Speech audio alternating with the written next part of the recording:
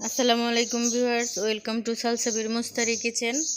আজ আপনাদের সাথে খুবই মজাদার একটি গরুর মাংসের রেসিপি শেয়ার করব। আমি খড়ি চুলায় রান্না করেছি। এভাবে করে আপনারাও রান্না করবেন, খুবই ভালো লাগে। চলে যাচ্ছি মূল উপকরণে।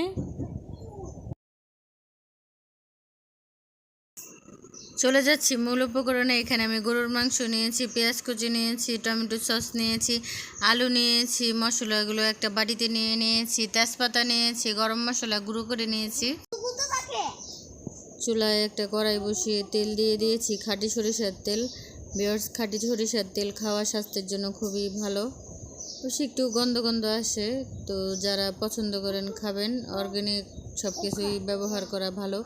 আমরা যেই দুনিয়াতে বর্তমানে আছি সব কিছুই বিষ ছাড়া চলে না। এখানে আমি দিয়ে দিয়েছি পেঁয়াজ কুচি, তেজপাতা দিয়েছি 3টা, এটাও আমার গাছের।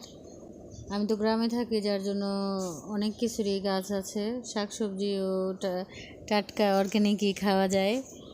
মাছেরও আমার আত্মীয় স্বজনের আশেপাশে পুকুর আছে, মাছও ধরে খাওয়া যায়। ভিউয়ার্স, এই শান্তিটুক পাওয়ার জন্য এই গ্রামে থাকি। দেখুন ভিউয়ার্স, এই নতুন জার্নিতে আমি একেবারেই নতুন। আপনারা অবশ্যই আমাকে সাপোর্ট করে পাশে থাকবেন, যেন আমি এগিয়ে যেতে পারি। ভিউয়ার্স, এই যে পেঁয়াজটা আমি এইভাবে করে ভেজে নিচ্ছি। আমার পেঁয়াজ ভাজাটা হয়ে গেলে আমি একটু পানি দিয়ে দিয়েছি। এখন দিয়ে দিচ্ছি মশলাটা। এখানে দিয়েছি 1 চা চামচ মরিচের গুঁড়ো, হাফ চা চামচ হলুদের গুঁড়ো, 1 চা চামচ ধনিয়ার গুঁড়ো, স্বাদ মতো লবণ। তো এইভাবে আমি নাড়াচাড়া করে ভালো করে মশলাটা কষিয়ে নেব। মশলাটা কিন্তু অনেকক্ষণ কষালে তরকারিটা সবসময় অনেক ভালো টেস্টি হয়। নাড়াচাড়া করে কষিয়ে নিচ্ছি।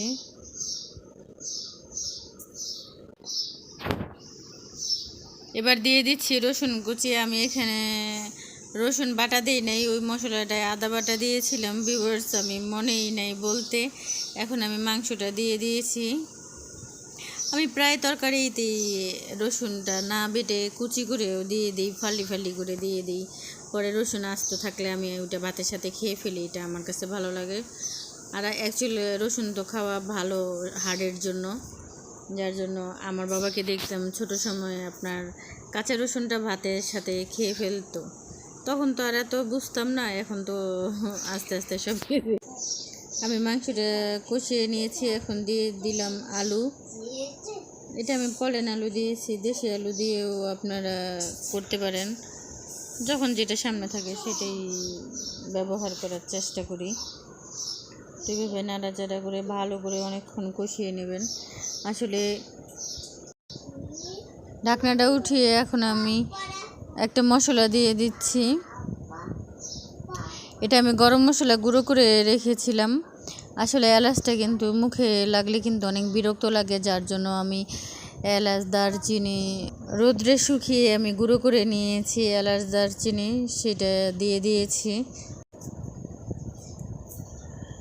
ভিউয়ার্স, দেখুন কথা বলতে বলতে অনেক সময় হয়ে গেছে, প্রায় তরকারিটা আমার হয়ে গেছে। এখন আমি ভাজা জিরা দিয়েই নামিয়ে নিব।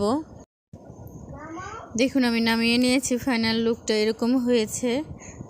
তো আজকের মতো এখানে বিদায় নিচ্ছি। আল্লাহ হাফেজ।